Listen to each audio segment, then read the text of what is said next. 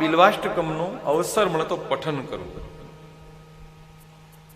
અને જ્યારે પણ તમે બિલ્વ ચડાવો ત્યારે બિલ્વ વૃક્ષની પ્રથમ પંક્તિ ફરજિયાત બોલવી.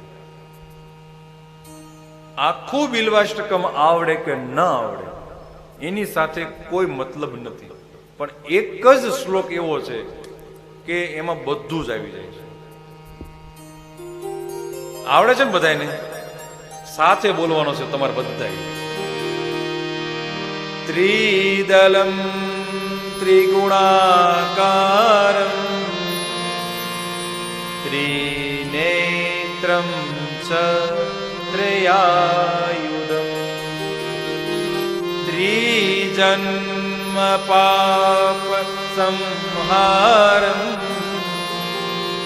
એક બિલ્વમ શિવાર્પણમ એક બિલ્વમ શિવાર્પણમ.